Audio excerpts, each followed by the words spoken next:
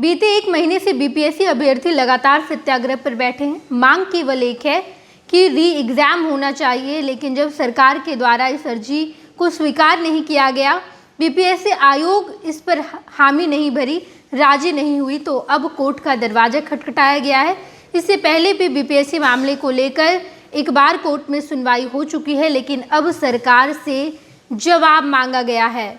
बताते चले हम आपको कि 14 फरवरी का समय दिया गया है। 14 फरवरी तक सरकार और आयोग यानी कि बीपीएससी आयोग और सरकार दोनों अपना अपना जवाब दायर करेगी, जवाब कोर्ट के सामने रखेगी और उसके बाद इस पूरे मामले की सुनवाई आगे बढ़ेगी। बताते चले हम आपको कि इससे पहले जो संस्था सुप्रीम कोर्ट के पास गई थी, जहां पर सुप्रीम कोर्ट ने कहा था कि इस मामले को पहले आप पटना हाई कोर्ट लेकर जाइए, पटना हाई कोर्ट में इस पर सुनवाई होगी, वहाँ जो फैसला आएगा उसके बाद आप सुप्रीम कोर्ट आइएगा, लेकिन आप पहले पटना हाई कोर्ट जाइए। पटना हाई कोर्ट में इससे पहले भी एक सुनवाई हो चुकी है और अब जो याचिका दायर की गई थी जिस संस्था के द्वारा, उसी संस्था की याचिका पर सुनवाई हुई, जिसके बाद पटना हाई कोर्ट ने सरकार से जवाबदेही मांगी है। सरकार और बीपीएससी आयोग दोनों को जवाब देना होगा। बताते चले हम आपको कि इस पूरे मामले को लेकर लगातार पटना हाई कोर्ट के फैसले का इंतजार तमाम अभ्यर्थी कर रहे हैं। कोर्ट ने 14 फरवरी तक जवाबी हलफनामा दायर करने का आदेश दिया है। आनंद लीगल एंड फोरम ट्रस्ट की ओर से दायर लोकहित याचिका पर कार्यकारी मुख्य न्यायाधीश न्यायमूर्ति आशुतोष कुमार और न्यायमूर्ति पार्थ सारथी की खंडपीठ ने सुनवाई की। आयोग के वकील संजय पांडे और राज्य सरकार की ओर से महाधिवक्ता पीके शाही ने दायर अर्जी पर सवाल उठाते हुए कहा कि आवेदक को अर्जी दायर करने का कोई अधिकार ही नहीं है। उनका कहना था कि पीटी में गड़बड़ी के आरोप को लेकर अर्जी दायर की गई है। इस संस्था को कैसे पता कि गड़बड़ी हुई है? कोर्ट ने आयोग और राज्य सरकार को 3 सप्ताह के भीतर जवाबी हलफनामा दायर कर अर्जी विचार योग्य है या नहीं, इस पर भी जवाब देने का आदेश दिया है। वहीं आवेदक की ओर से अमित आनंद ने वीडियो कॉन्फ्रेंसिंग से बहस में भाग लिया। इस अर्जी में केंद्र सरकार सहित सीबीआई, राज्य सरकार और गृह विभाग एवं डीजीपी को प्रतिवादी बनाया गया है। इसके पूर्व इसी संस्था की ओर से सुप्रीम कोर्ट में भी अर्जी लगाई गई थी, लेकिन सुप्रीम कोर्ट ने इस मामले पर सुनवाई करने से इनकार करते हुए हाई कोर्ट के समक्ष अपनी बात को रखने का निर्देश दिया था। इसके बाद पटना हाई कोर्ट में अर्जी दायर की गई। गौरतलब हो कि पप्पू कुमार और अन्य की ओर से दायर अर्जी पर न्यायमूर्ति अरविंद सिंह चंदेल की एकल पीठ ने 16 जनवरी को सुनवाई करते हुए पीटी के रिजल्ट पर रोक लगाने से इनकार कर दिया था।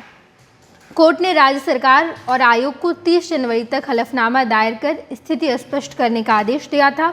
कोर्ट ने स्पष्ट किया था कि परीक्षा का परिणाम अर्जी के अंतिम परिणाम पर निर्भर करेगा।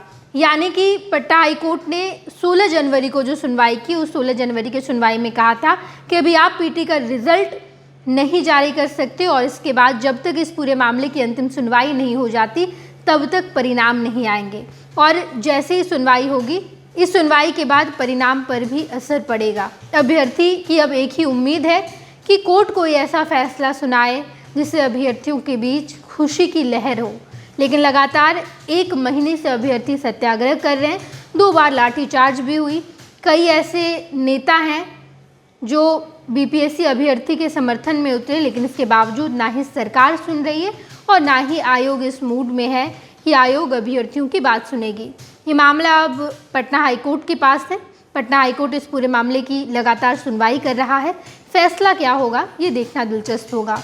हम आपको तमाम खबरों से रूबरू कराएंगे। आप देखते रहिएगा फर्स्ट बिहार झारखंड।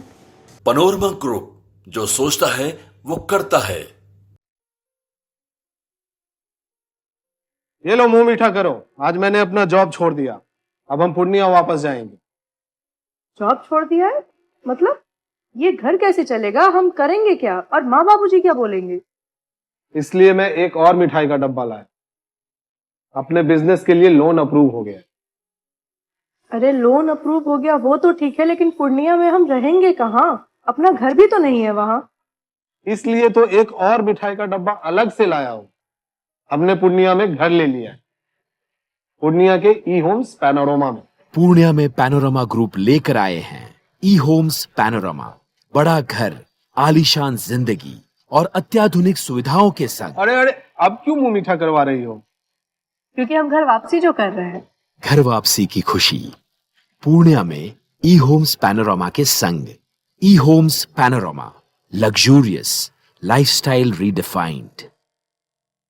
गोल, जहां 27 वर्षों के सफर में 17,000 से भी अधिक छात्रों ने डॉक्टर एवं इंजीनियर बनकर भरे सफलता की ऊंची उड़ान। जहां साधारण छात्र भी झारखंड टॉपर्स बनकर बना रहे इतिहास। दूरदर्शी शिक्षाविद श्री विपिन सिंह के मार्गदर्शन में मेडिकल एवं इंजीनियरिंग के लाखों छात्रों के लिए आशा की किरण के रूप में गोल, नेशंस लीडिंग इंस्टीट्यूट।